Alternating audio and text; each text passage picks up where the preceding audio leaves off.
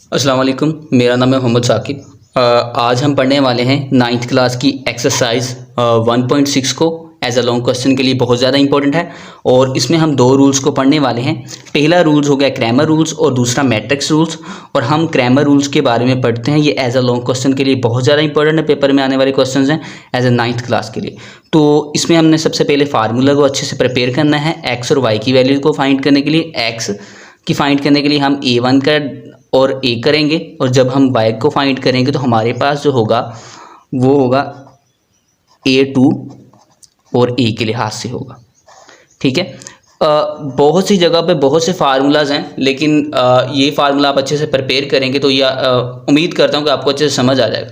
सबसे पहले हमने ये तीनों मैट्रिक्स बनाना है, यानी कि A बनाना है, फिर A1, फिर A2 बनाना है। तो मैं A1 बना कर दिखाता हूँ आपको A1 कैसे बनाना है।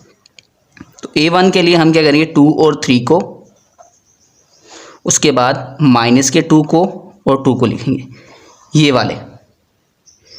उसके बाद हमने क्या करना है, हमने A1 बनाना है। जब हमने A1 बनाना है ना, तो यहाँ पे बात सीखने वाली ये क्या है, जब A1 बनाना है ये इक्वेशन वाली वैल्यू को पहले नंबर पे रख देना है इस जगह पे। ठीक है। तो A1 बनाने के लिए पहले नंबर पे चले जाएगी। जब हमने A2 बनाना है तो यही वैल्यूज़ जो होगी वो दूसरे नंबर पे चली जाएगी। 2 और 3 वैसे क्या वैसे ही, और 4 और 6 दूसरे नंबर पे चलेगी। ठीक है। मैट्रिक्स को बनाने के बाद दूसरा अमल ये होगा कि इन्हीं मैट्रिक्स का हमने डिटर्मिनेंट मालूम करके इस फार्मूले में वैल्यू पुट करनी है। डिटर्मिनेंट यानी जिसे उर्दू में मक्ता कहते हैं। तो A1 A का हम मक्ता फाइंड करते हैं, यानी डिटर्मिनेंट फाइंड करते हैं। तो हमारे पास जो A की वैल्यूज़ राइट करते हैं, A की क्या है, 2 2 2 -2 3 और 2, इनका डिटर्मिनेंट फाइंड करते हैं। 2 और 2 को मल्टीप्लाई करवाना है, हमेशा मल्टीप्लाई इस साइड से।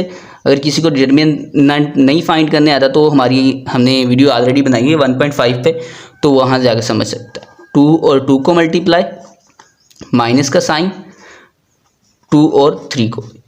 डिटर्मिनेंट में हमेशा दरम्यान में माइनस का साइन आता है। 2 टू द 4 हो जाता है, माइनस माइनस जो होता है प्लस हो जाता है, 2 3 द 6 हो जाता है। इन दोनों को ऐड करने के बाद हमारे पास इसका 10 आंसर आ जाता है। इसी तरह हमने A1 को सोल्व करवाना है। तो A1 में हमारे पास क्या आ जाता है, A1 का जो हमने मैट्रिक्स बनाया है उसका डिटर्मिनेंट फाइंड करना है। A1 हमारे पास है 4 माइनस के 2 6 और 2। इसी तरह से इनको भी हमने क्या करना है, क्रॉस मल्टीप्लाई करवाना है। A1 को 2 और 4 को करवा दिया, 4 और 2 को दरम्यान में माइनस का साइन, फिर करवा दिया माइनस के 2 और 6 को। 4 to the 8, minus minus plus हो गया, 6 टू द 12। तो ये हमारे पास क्या हो गया, 20 हो गया। अब हमने इसी तरह A2 का फाइंड कर लेना है। ठीक है। A2 का फाइंड कर लेते हैं। A2 में हमारे पास क्या होता है कि A2 में हमारी जो वैल्यू है वो है 2 4 3 और 6। तो इसी तरह इनको भी क्रॉस, 6 और 2 को मल्टीप्लाई करवा देना है, दरम्यान में माइनस का साइन, 4 और 3 को। 6 टू द 12, दरम्यान में माइनस का साइन, 4 3 द 12। तो ये हमारे पास इसका 0 आ गया। ठीक है। तो नेक्स्ट हम जो है इनकी वैल्यूज़ को है फार्मूले में पुट करते हैं। तो फार्मूला सबसे पहले राइट करते हैं। हमारे पास फार्मूला x के लिहाज से है A1 का डिटर्मिनेंट ओवर A का डिटर्मिनेंट। ठीक है। तो x वैसे क्या वैसे ही, A1 का आंसर हमारे पास क्या आया है, वो आया है 20। ठीक है। 20 पुट कर देते हैं। A का हमारे पास आंसर क्या आया है, A का शुरू में हमने फाइंड किया, इसका आया 10। तो 10 अप्लाई करते हैं, तो 10 इसे 2 पे कैंसिल करता है, यानी x का जो हमारे पास आंसर आया वो 2 आ गया।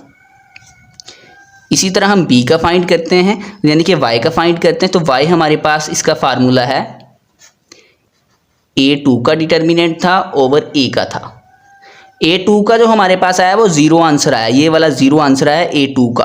तो 0 ऊपर राइट कर देते हैं, नीचे 10 राइट कर देते हैं। तो 0 जो होगा वो 0 कर देगा, तो y का हमारे पास जो आएगा वो 0 आंसर आ जाएगा।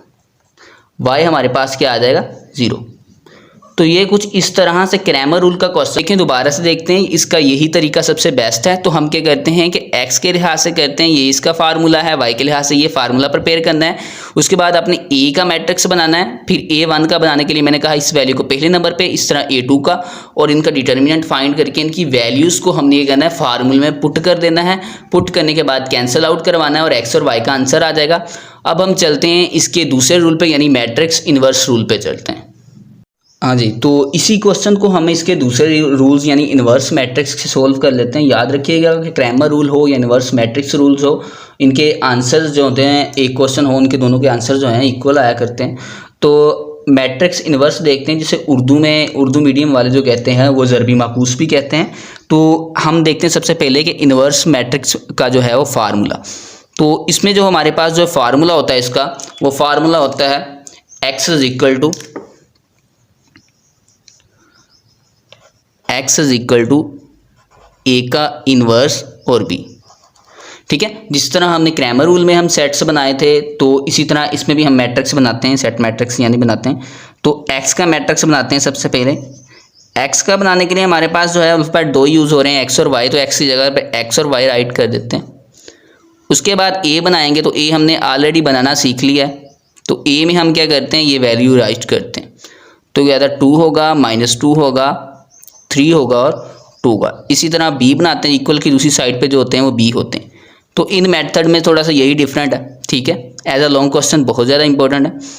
तो आगे हम इसका फार्मूला लिखते हैं। इसका फार्मूला हमारे पास कुछ इस तरह से होता है कि x, ये ऑलरेडी हमने फार्मूला ऊपर लिख लिया। तो हमारे पास जो है वैल्यू x की भी है, b की भी है और a की हमने फाइंड करनी है। यानी a इन्वर्स जो है वो हमने मालूम करना है। a इन्वर्स मालूम करने का तरीका जो होता है हमारे पास, वो फार्मूला होता है a का एडजॉइंट।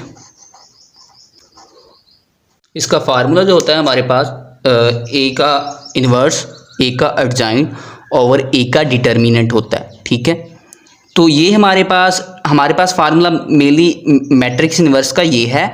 लेकिन हमने a इन्वर्स मालूम करना है, बाकी हमारे पास जो मैट्रिक्स मौजूद हैं। a इन्वर्स मालूम करने का तरीका जो है वो ऑलरेडी हम मालूम कर चुके हैं 1.5 में। a का एडजॉइंट, a का डिटर्मिनेंट। इसी a सेट का हमने क्या लेना है, एडजॉइंट, इसी का डिटर्मिनेंट लेना है। अब देखते हैं एडजॉइंट कैसे लेते हैं। फॉर एग्जाम्पल हमने इसका एडजॉइंट फाइंड करना है, तो हम क्या करते हैं, a का हमने एडजॉइंट लेना है। तो एडजॉइंट ऑफ a लिख देते हैं, a का एडजॉइंट। अब इसी सेट से इसका एडजॉइंट मालूम करने लगे, तो हम क्या करेंगे, a का सेट हमारे पास ये है, तो हमने इसकी जगह चेंज कर देनी है और इनकी साइन चेंज कर देने। तो हमारे पास 2 और 2 वैसे क्या वैसे रहेगा। इनके साइन जब चेंज करेंगे हम क्या करेंगे, 3 के साथ जो है प्लस है और इसके साथ हमारे पास माइनस हो जाएगा, इसके साथ माइनस, इसके साथ क्या हो जाएगा, प्लस हो जाएगा।